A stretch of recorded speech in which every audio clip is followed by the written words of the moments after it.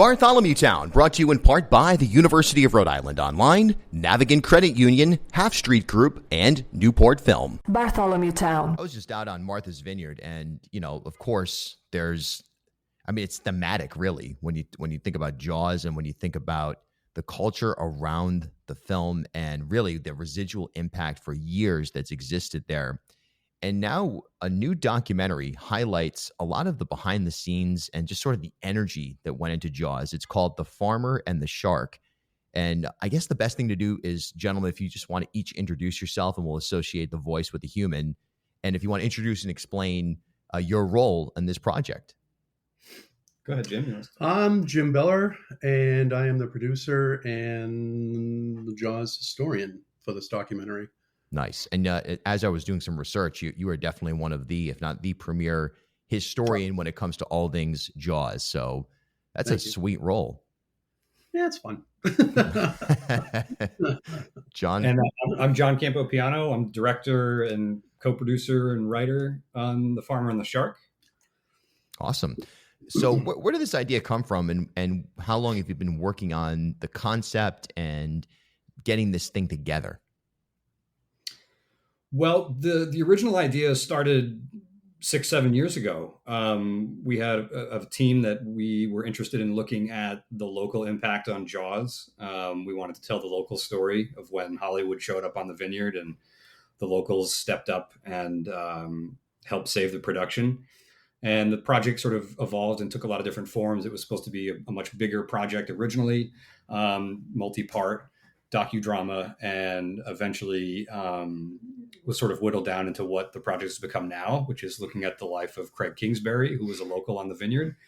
And so the heart of the original concept, which is to look at the story of the locals, is still there. We're just telling that story through the perspective of Craig's incredible life story. And Craig played Ben Gardner in the movie. Gotcha. Okay.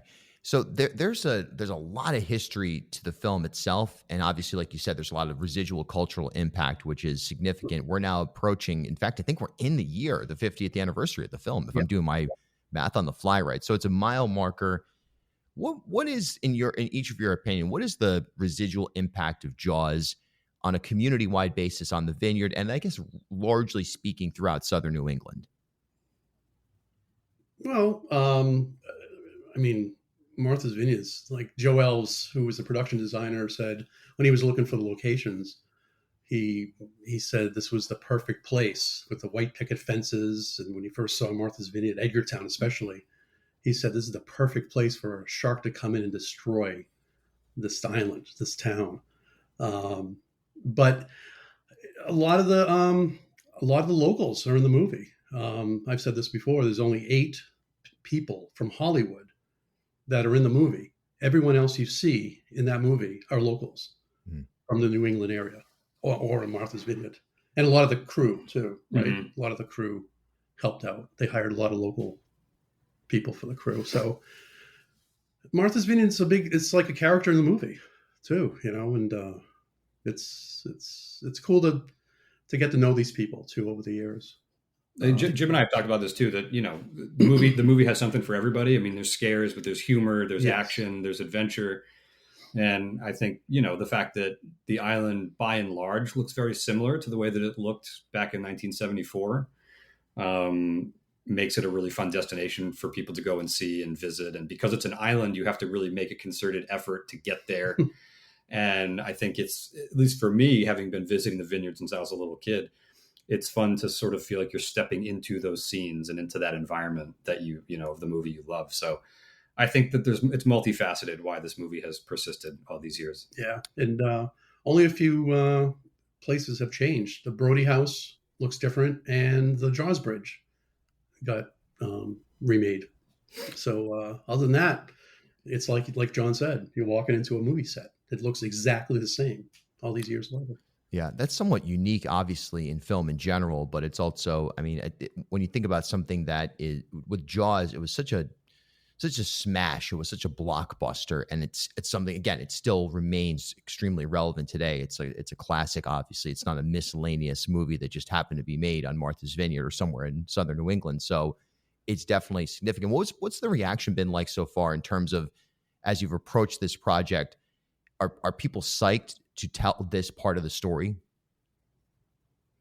I think so. Yeah. I mean, I think, you know, because of Jaws' popularity, there's been a lot of documentaries about it. There's been a lot of books that have been published about it. And so the making of and the struggle to make Jaws is almost as infamous as the movie itself. And so I think people are interested and attracted to any project that is offering up something fresh, a fresh perspective, a fresh way to look at the movie.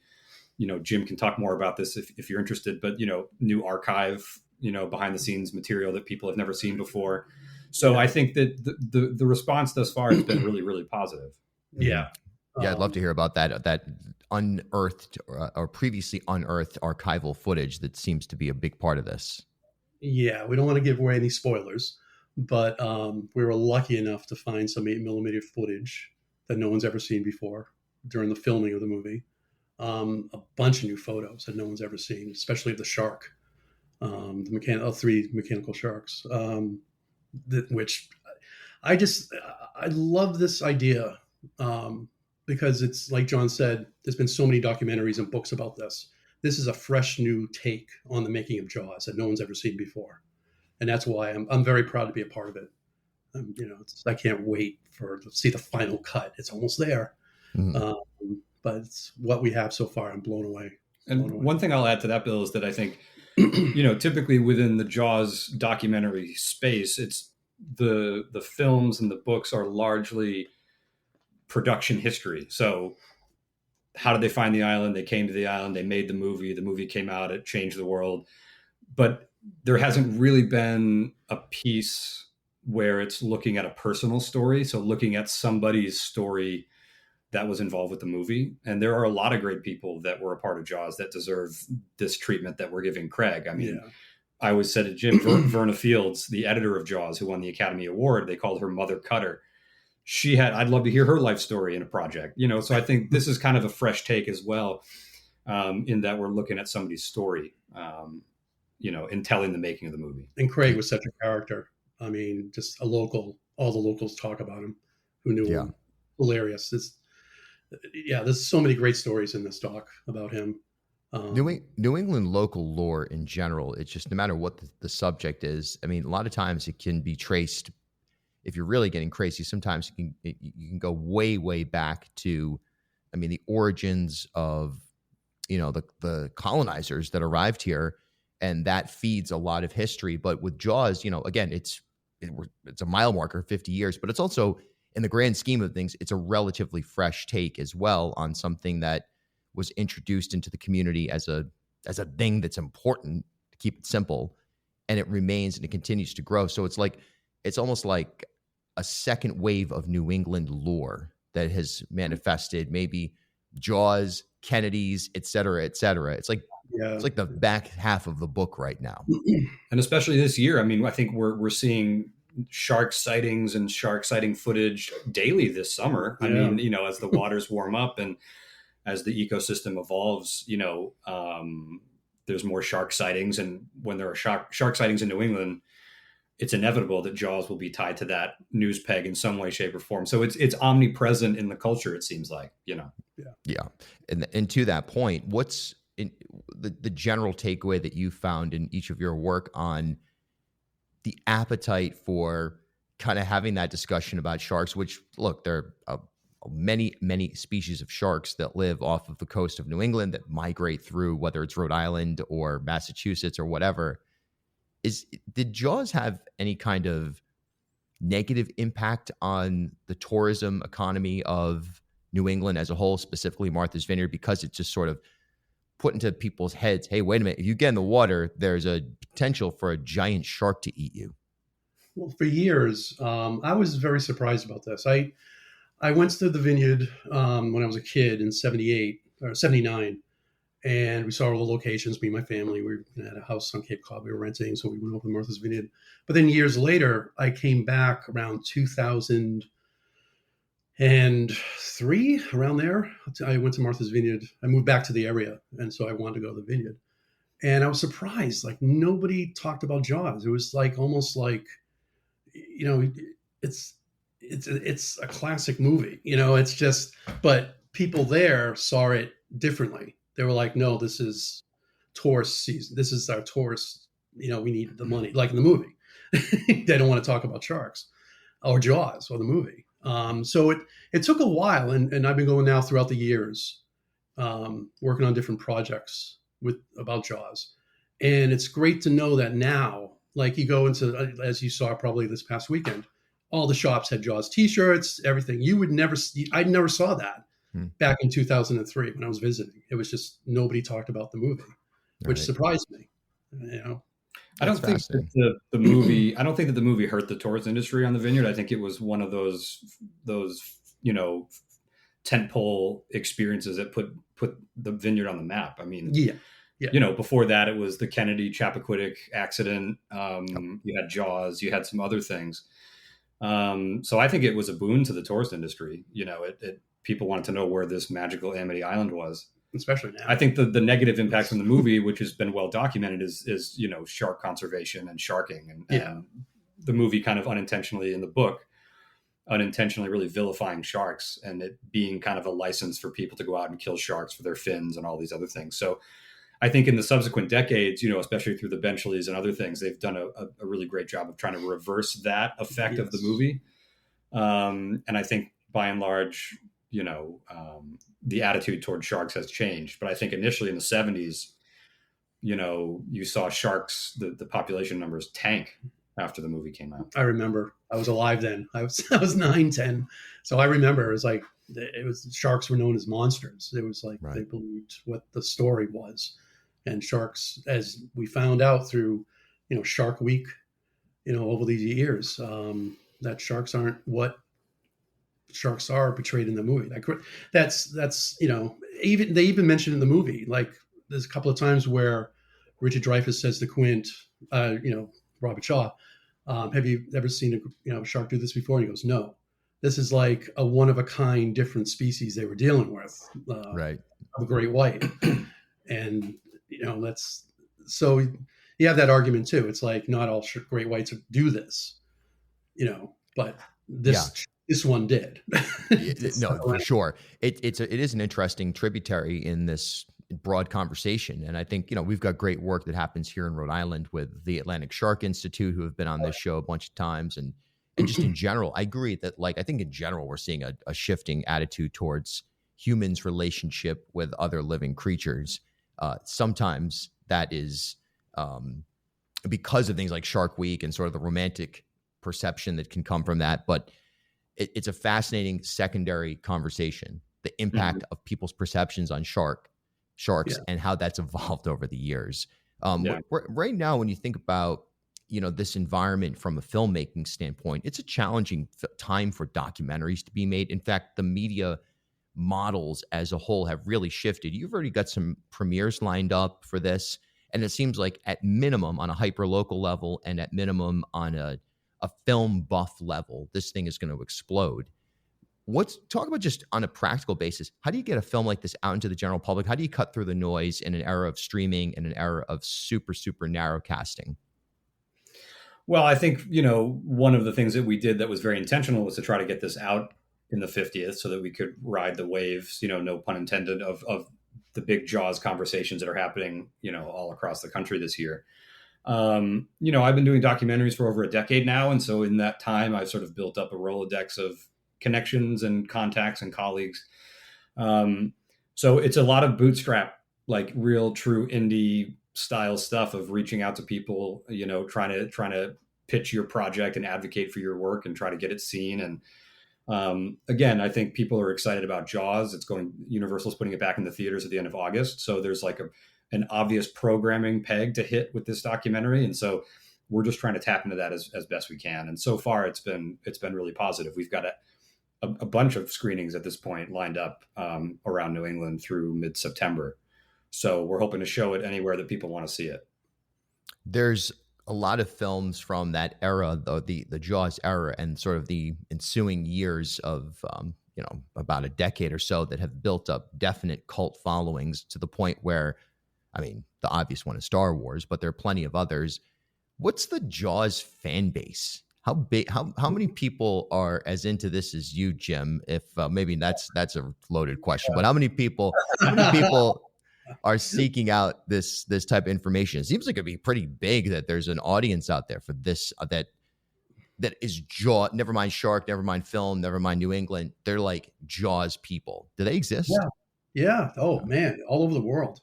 I've said this before. Like for the longest time, back in like the '80s, when I lived in Boston, some people would ask me, "What's your favorite movie?" I say, "Jaws." I go, "Jaws," and they would think of the sequels. They forgot how good the original was. And I wouldn't. Everyone I knew, their favorite movie was like Star Wars or something like that, and I felt like I was the only Jaws fan out there until the internet came along.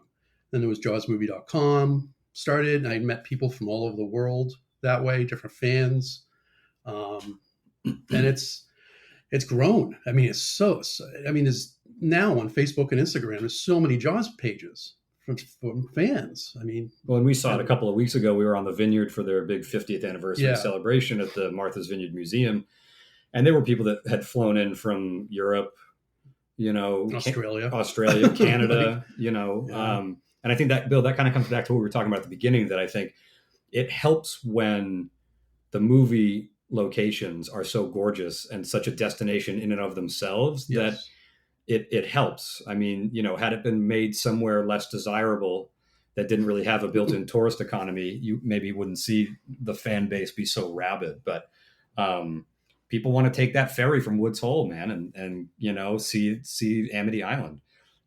So yeah, the Jaws fan base, while it's probably not on the level of like a Star Trek or a Star Wars, is pretty robust and all over the world.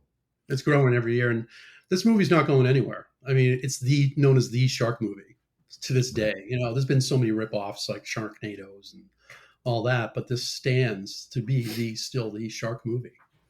It's an interesting saga as well, and I think that the documentary is going to highlight something. Again, I haven't seen this documentary, but and as I understand what you described, it's the final cut may not even exist yet, which is a beautiful state to be at. By the way, I'm a songwriter and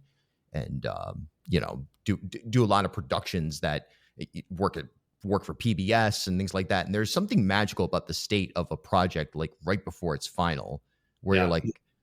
There's a lot of imagination still at play, yet at the same time, you don't have this wake up at 3 a.m. like, wow, my next week is going to suck because of the volume of work I have to do. So it must be an exciting place to be at. Yeah, no, it's surreal because, like I said, we've been working on it for so many years. Yeah. And there's been so many kind of twists and turns with the project and the direction of the project. And is it going to happen? Can it happen? Will it be ready in time for the 50th? I mean, nobody wants to talk about Jaws at the 51st anniversary, so this is the mark to hit. Yeah. I still remember getting the first cut. It's being edited by a great editor, Jay Espindola, in the UK. Most of our post-production is happening in the UK. And I remember when he sent that very first assembly cut, and we were like, wow. Like, I was blown away. It's a movie. It's actually a real thing. It's becoming a thing. It's not just this paper script that we've been slaving over for 14 months. It's a thing. Yeah.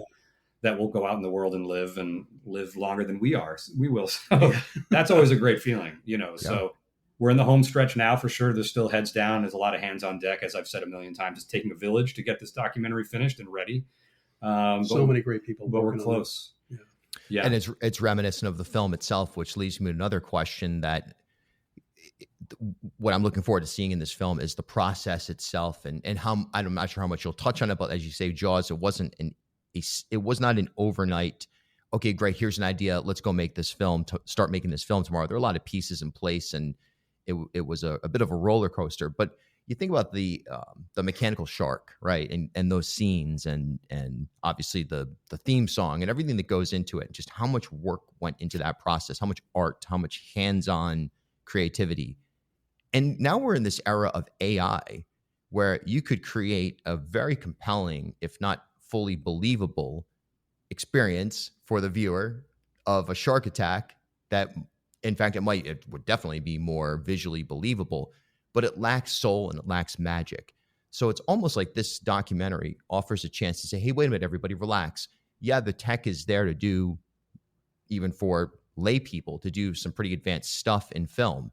But if you don't have that soul, if you don't have that community energy that went into Jaws, definitely, are you going to have something that 50 years later anybody cares about? I would doubt that you'd have something that 50 minutes later somebody cares about.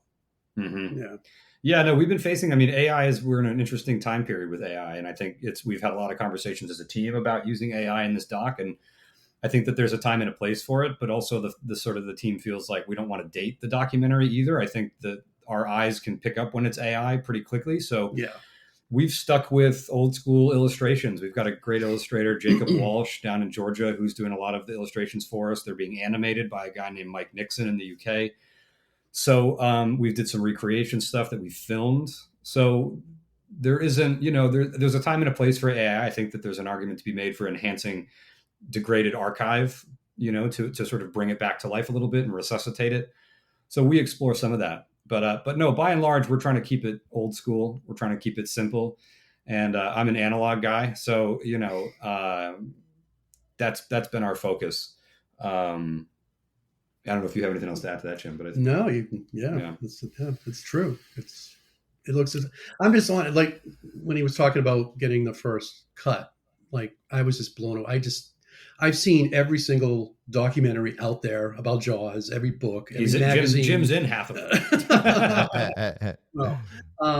But it's when I was telling John, there was one point where my eyes watered up a little, and I was just felt, oh my God, I am so honored to be in something so fresh and different that I've seen so many times before.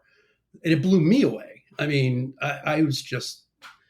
I can't wait for fans and people, everyone to see this, who's interested in Jaws and Martha's Vineyard and Craig Kingsbury. The Farmer and the Shark. It's going to premiere on August 19th at the Martha's Vineyard Museum. There are also some special screenings scheduled in Westerly, Rhode Island, Brookline, Mass., and many more to come.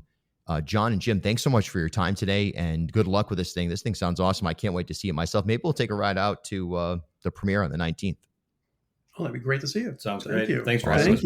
Thank you so much. Appreciate it. Yeah, our pleasure. Bartholomew Town is a truly independent news organization, accredited by Lion, the leading consortium of independent news providers in the country. And we certainly thank our sponsors, Newport Film, the University of Rhode Island Online, Navigant Credit Union, Half Street Group, and many others who have helped sustain our journalism. And we also thank our listeners who have supported us at patreon.com/BartholomewTown, or you can click the little heart wherever you're listening right now. For as little as $3 per month, you too can help sustain independent journalism in Rhode Island.